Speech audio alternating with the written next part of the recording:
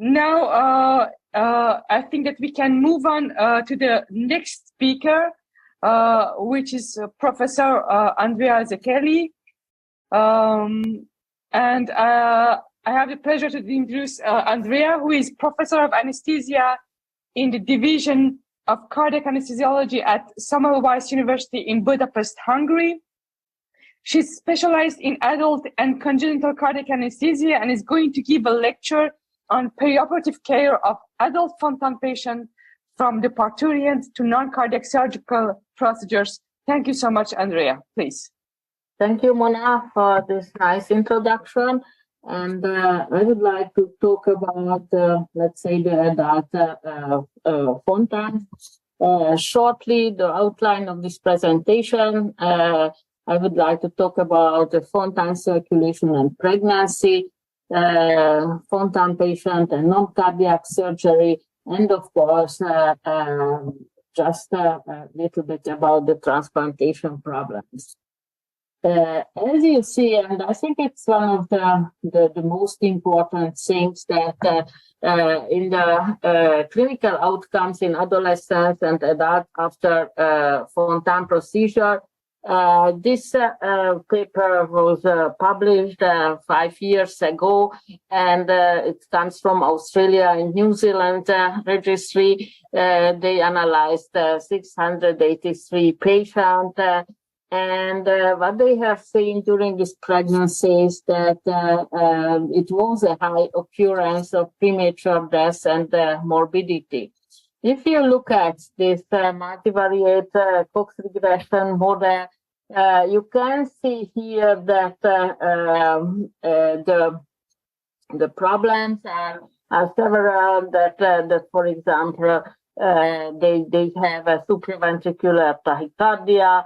100 patient has a Fontan failure, and then also here you can see that occurred death or heart transplantation in a lot of cases. So supraventricular tachycardia, an early indicator to assess the patient. It was a very important conclusion.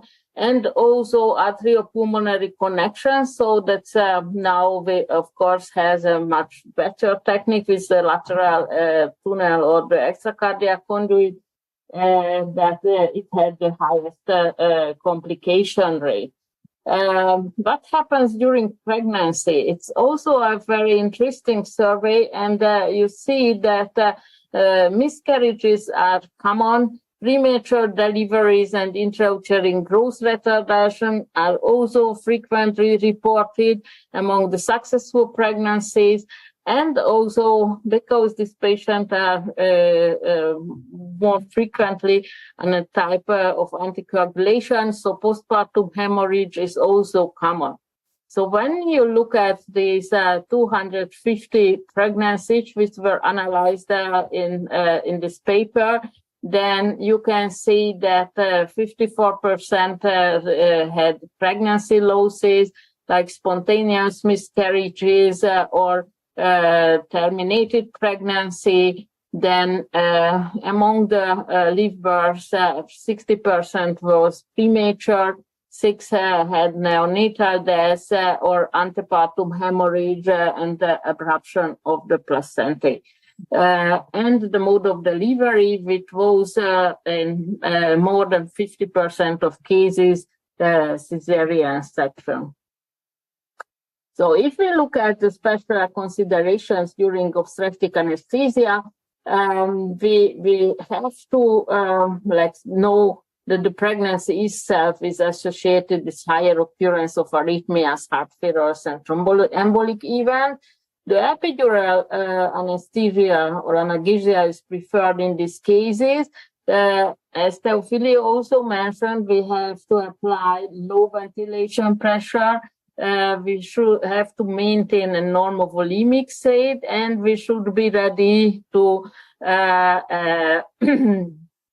for the complications and how to deal with these problems. That's why in a majority of the European countries, there dedicated pediatric cardiac anesthesiologist is also there.